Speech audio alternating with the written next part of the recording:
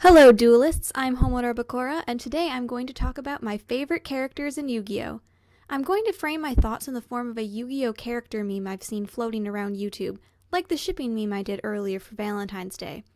The problem is, I have so many favorites and so many things to say about them that I'm going to make a challenge for myself. I only get to use 2 sentences per character. A few other points before we begin.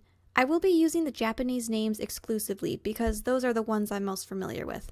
Also, I will only be addressing the Duel Monsters / Season 0 anime and manga, not any of the spin-offs. I'll be doing a GX version of this meme later. Once I watch 5Ds and the other spin-offs, I'll probably do this meme for them as well. Without further ado, let's get to the good stuff.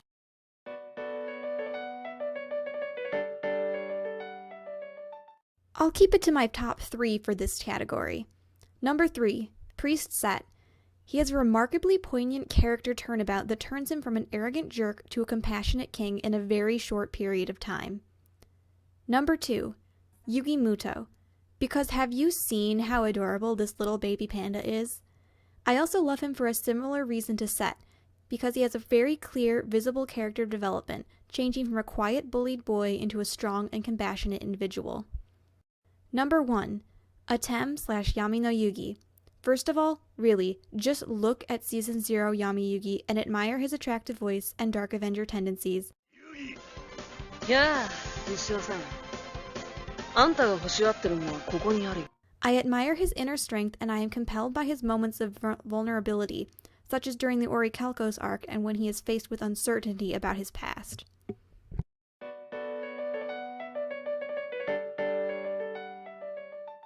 Long story short, most of my all-time favorite characters in this franchise are the girls. I'll give my top 5 for the ladies. Number 5, Rebecca Hopkins.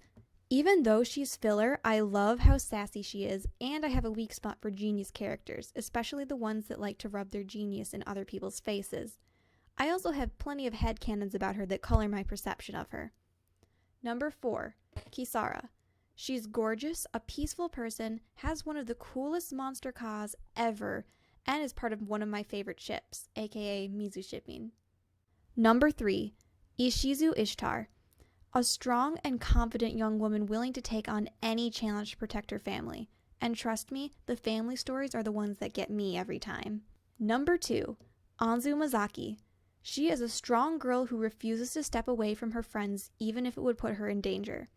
This is the kind of person that would put themselves in between their friends and a crazy gunman, and I can't stand how people somehow begrudge her for that. Number 1, Mana. Reasons why?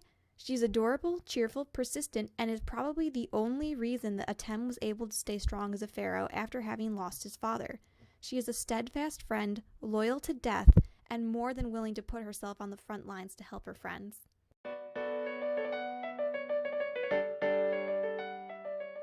Yu-Gi-Oh! Has some of the greatest villains, because they don't sit up in a tower and laugh maniacally while sending things out to do their dirty work for them. No, they laugh maniacally while actually doing the dirty work themselves. Okay, top 3. Number 3, Pegasus J. Crawford. People love to make fun of him for being effeminate, but I think we all miss out on how intensely evil he can really be. And I think that is part of his plan. People don't take him seriously because of the way he looks, the way he talks and acts, and even his cute little tune deck. 2, Yami no Merrick. Dude, this guy is like asylum level insane, and I don't think we get enough of that type of villain in Yu-Gi-Oh! He doesn't even really seem to know exactly what his plan is, but I don't think he really needs much more than, oh, I want to kill the pharaoh. Number 1, Yami no Bakura. This character is like the top of the pedestal in my image of a perfect villain.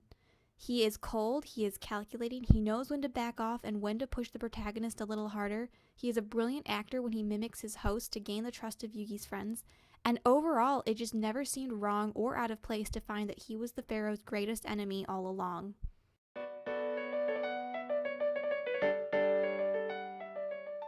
Honestly, at the beginning of the series, my favorite was constantly changing. I think it was Yugi at first, then Yami no Yugi, then Anzu, then Ishizu, then back to Anzu again, and then whoever my fangirl crush was on at the time. But yeah, it really hasn't changed too much. As soon as I met Mana, she jumped to the top of the list and hasn't moved since.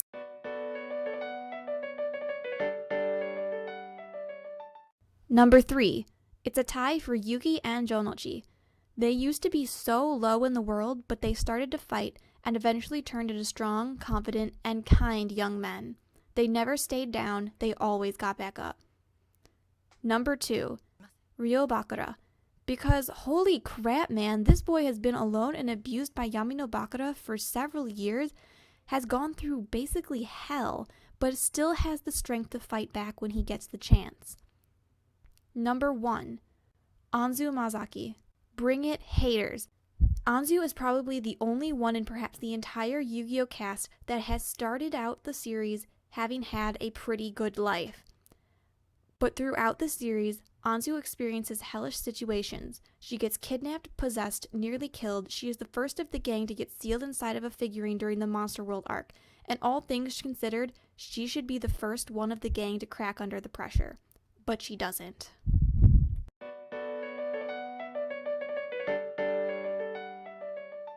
Number 3. Rebecca Hopkins, for reasons stated earlier. Number 2.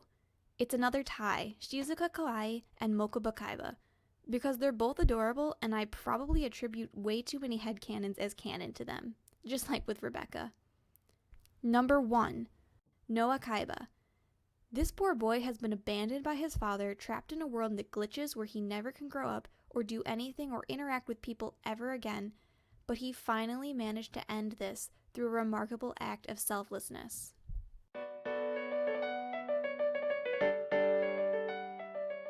I don't usually dislike any character in Yu-Gi-Oh! Because I think they all have great possibilities behind them even if it's not explored in the show. But there are the ones that I cannot stand. Number 3. Bandit Keith. He is a terrible representation of my country, a cheating, lying jerk, and completely irredeemable. Number 2. Shoddy. He is the root of all evil and the cause of every terrible thing to happen in this show. Number 1. Gozaburo Kaiba. Do I even need to explain? He's just a horrible person, abusive, manipulative, a shady businessman, and who knows what the heck went on in that household with Seto and Mokubo that we don't even know about. So, there are my favorite and least favorite Yu-Gi-Oh! Characters. I know it wasn't long that I got to spend on each character. If you have more specific questions on how I view a character or a ship, or just want to know about my Yu-Gi-Oh! Headcanons, check me out on my Tumblr at the link below. Please, my ask box is in dire need of asks. Until next time, game on. Hey, thanks for watching. If you liked it, why not click that little like button? Seriously, it takes 2 seconds. Please? Check out some of my other videos about Yu-Gi-Oh! Or another of my fandoms. If you have questions or are curious about my headcanons or thoughts, check out my Tumblr page below, as well as my other internet locations with my fandom goodies. If you love the Yu-Gi-Oh! Girls as much as I do, check out my Ask blog just for the Yu-Gi-Oh! Ladies. And if you'd like to hear more about Yu-Gi-Oh! And some other anime stuff, click that subscribe button. Until next time, game on.